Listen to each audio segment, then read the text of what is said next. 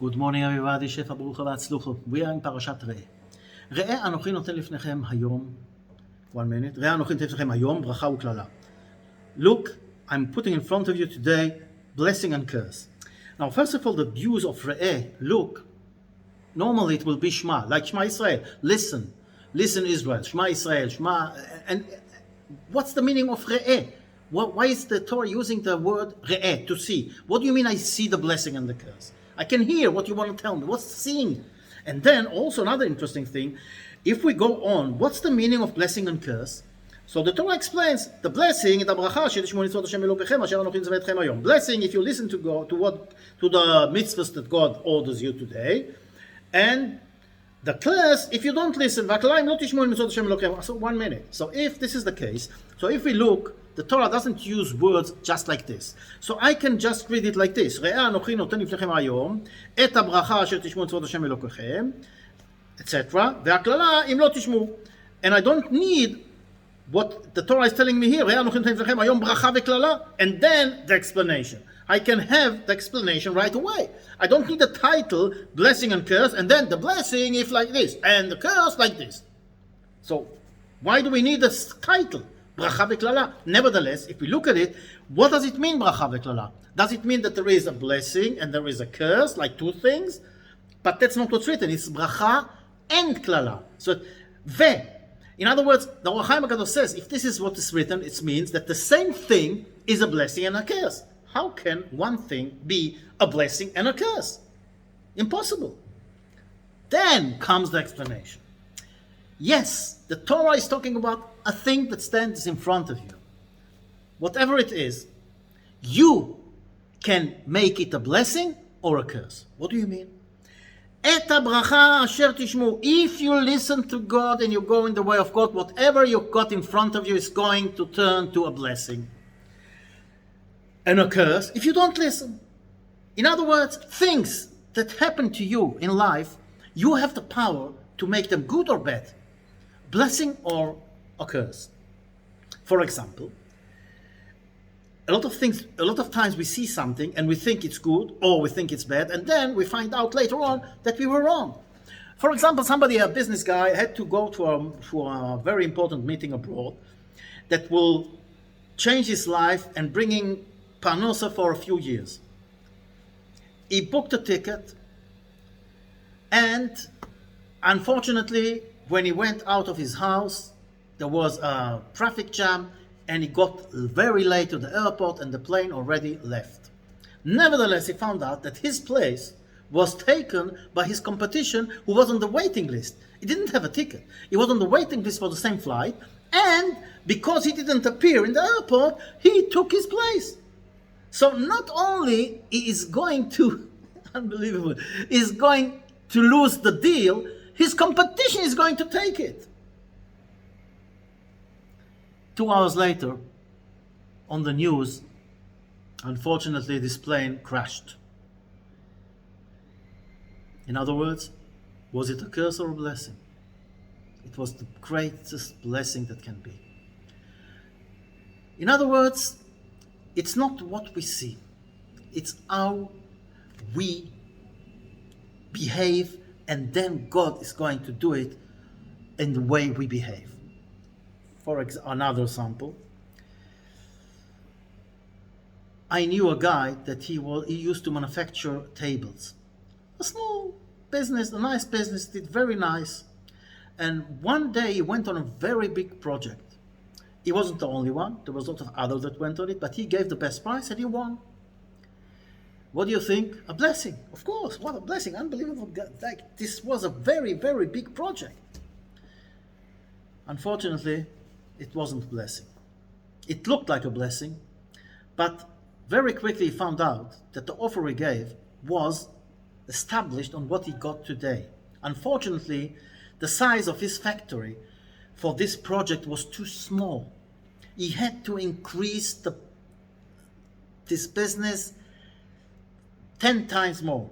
More workers, more space, more machines, and eventually found out that if he's going to do it, he's going to lose money. So what did he do? Instead of quitting and saying, I cannot do this, and pay the fine, whatever it is, he tried to go around. So, you have the pipe, the frame. So the thickness of the frame, he did it a little thinner. You don't see it from the outside. From the outside it looks the same, but the thickness of the frame was thinner. Nobody could see it. He knew it. And this is the only way he could manufacture it without losing money.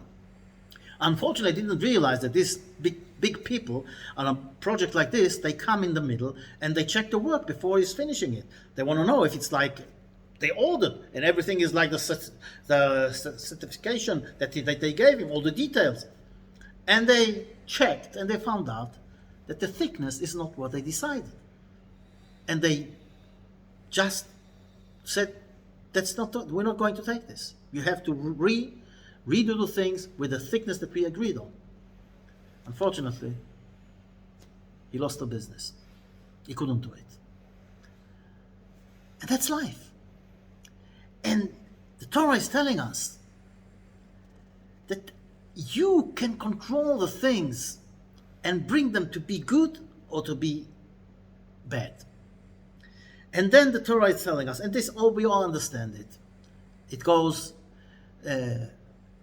something that looks like a curse can become a blessing, and something that's like, let's say, in real life. It's also in the spiritual life. It's not how it looks from outside. If this guy looks like a rabbi, he's got a hat, he's got a beard, he's got a jacket, he's got everything, but the inside is rotten, he's not a rabbi. From the other, sometimes you meet simple people that they've got so much in them. And this is like the same story that is being told in the Gemara. The Or Chaim HaKadosh brings it. It's this old guy sitting on an entrance of two roads. One road looks unbelievable, and the other road's so terrible, like with all junk and holes, and really terrible road. And somebody comes, he wants to go, and says, I want to tell you, I want to warn you. You see, you have two ways here. The first way, which is straight and nice, and with flowers and everything, it's only the beginning. In a few kilometers, it's going to change, and it's going to be a terrible way. With holes, with junk, with really very, very dangerous. From the other side, you see this way, that looks dangerous, that looks terrible, with holes and everything, and junk and whatever it is. You go in it, and after a few miles, you will find out a beautiful way with gardens and rivers and unbelievable. What are you going to choose? If I know what's waiting for me inside, of course, every normal guy will choose the terrible way, because he knows it's terrible only for a period of time, and then it's going to be beautiful. Only a stupid guy will look at the beginning of this beautiful road, knowing that the guy told him that it's not going to last. Unfortunately, in life, a lot of times we look at the beginning, we look at the outside, we don't look what's going to happen farther on. For example, if somebody wants to do something that he's not allowed to do, smoking, you know it's dangerous, it's not healthy, but still, people smoke.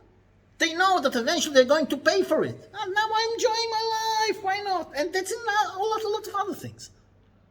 From the other side, if you forbid yourself from certain things, if you don't allow yourself to do certain things that are not healthy, that are not good, but you know that if you're going to go on, it's going to be only for the best. This is Re'ah Anochi Noten Lifnechem Hayom. And why is it look? Why is it look? Because you have to imagine to yourself what's going to be. Because unfortunately in life, a picture is 1,000 times more from what you hear or what you read. So the Torah tells you look. And what are we talking here about?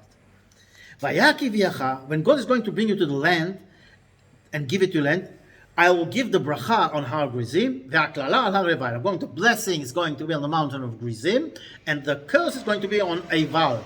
Two mountains. We all know the picture.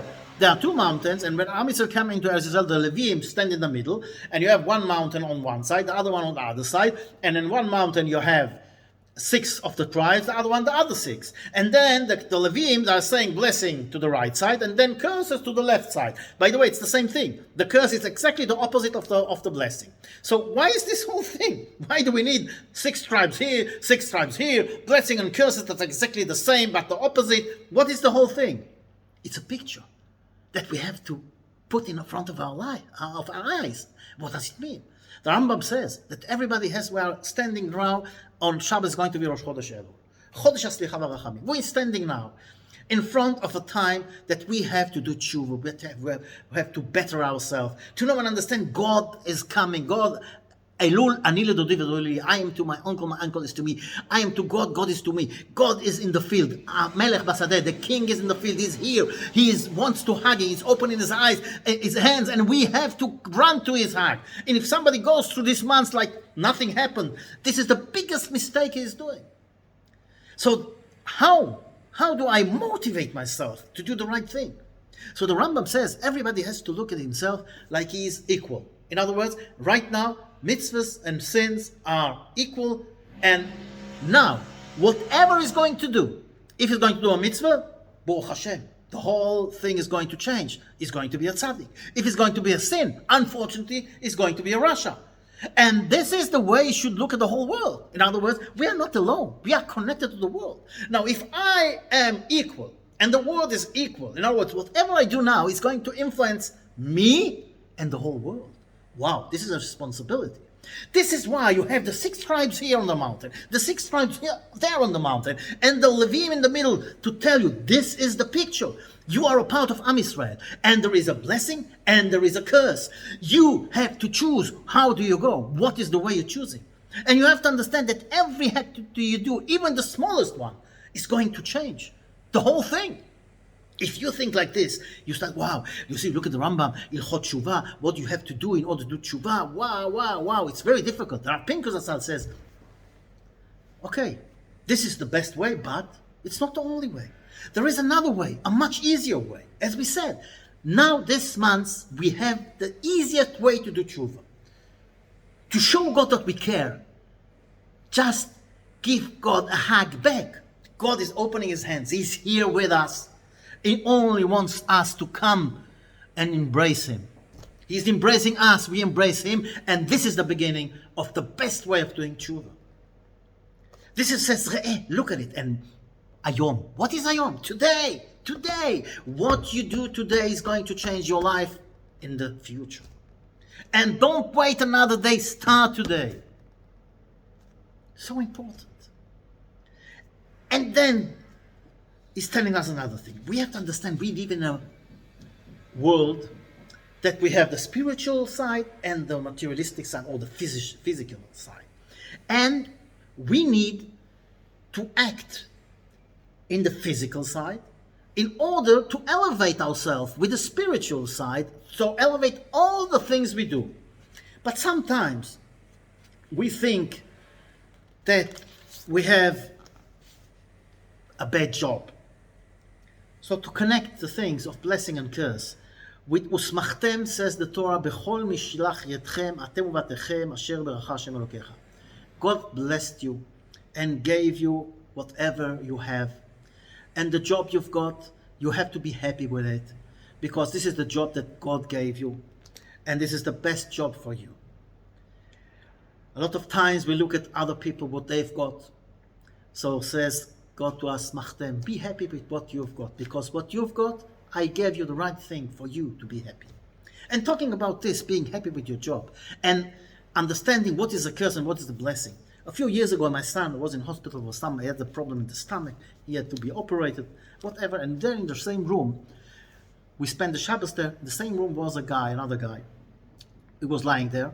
He also had an operation. And we were talking about a very nice guy. And then he told us that he is in charge on, big firm that transportation firm that take people, asaot. They do, how do you say, asaot, how do you say, they take people, groups of people from schools, from factories, they take them on buses to whatever they need. They have a line. They have lines. Like, for example, from Petah Tikva to Ra'anana, from Ra'anana to Tel Aviv. They have a line to take the children from the school home and from the home to the children. And they had a lot of lines. And Baruch Hashem, the business was going. But then they found out that they went on a new project. They got more lines, but they didn't have drivers. And it means that they're going to lose those lines, the new lines, and they're not going to get the job, and didn't know what to do. Now, he was in charge on this thing, on this project, and suddenly he thought about an unbelievable idea, thinking out of the box. He said, we have the pensioners from Eged and Dan. They have to live at a certain age, the firms, and now they sit at home and do nothing. He got the list and he started phoning them. And what do you think? He offered them only a few hours a day to work, to go back and be bus drivers. Almost 100% were so happy to get the phone call. And right away says, yes, of course, we'll be happy. And they came. Each one of them worked a few hours, not a full job. They were so happy about it, and they were so unbelievable. They were much better than the other drivers. They used to come before they started to work to clean the bus, to look at everything is okay. They were so polite and nicely to all the passengers. Really unbelievable. And they got more and more lines because everybody heard, wow, this firm, they behave so nice, they have unbelievable drivers. So look at the picture. From one side, a disaster. They thought they're going to lose the business. It's a curse. Then he had this unbelievable idea, and the curse turned to be a blessing. Not only saved the project, it was a blessing. It was increasing because of the behavior of the drivers and the good drivers. From the other side, the drivers, for them it was a curse. You know, the feeling that, oh, we don't need you anymore. You are nothing. You did your job, now sit at home. You're worthless. It's a bad feeling to sit at home and be, if you're fired from your job, or if in this case they just tell you have to go on pension, but you still feel young. You want to do things, and not only this, what you're going to do at home. You need to fulfill your days with something, because otherwise you sink in your problems, and we all know what we're talking about. So they sit at home and they get this phone, and suddenly everything changed. They have a job. Tomorrow they have a reason to wake up and go at the same job that they did for many years. And they don't need to do it the whole day, a few hours a day. Unbelievable. So for them also, the skills of sitting home became a blessing.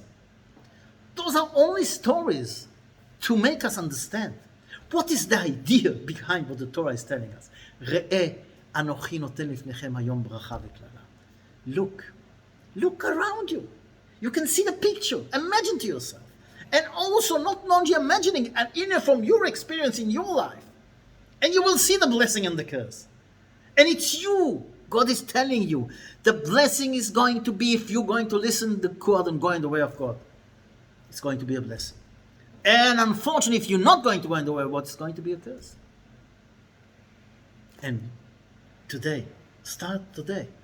We are a few days before Rosh Chodesh Elul, the best time of the year. God is telling us, I don't care what you did. It's like the son that didn't see his father for a whole year. The father didn't see his son for the whole year. And the father comes to visit his son. And he sees him from far away. And what do you think the father is doing? He's opening his eyes to embrace his son. And the son from far away runs to his father and they hug and they kiss. That's Chodesh Elul. Ani ledodi v'dodi li. But imagine to yourself if the son, seeing his father opening his hand, and he turns away and goes. We have to prepare ourselves today. Start today. We have to understand. Amelech basadeh. Father is here. He's opening his hands. Oy va'avoy, if we go on in life like nothing is happening, like Father is not here, wants to hug us, and we turn away and go to another way. Let's all see the picture. Imagine the picture of our Father standing there. And He's telling us, you come to me. I'm going to turn everything to a blessing. But if you turn over, unfortunately, ראה אנוכי נותן לפניכם ברכה וקללה.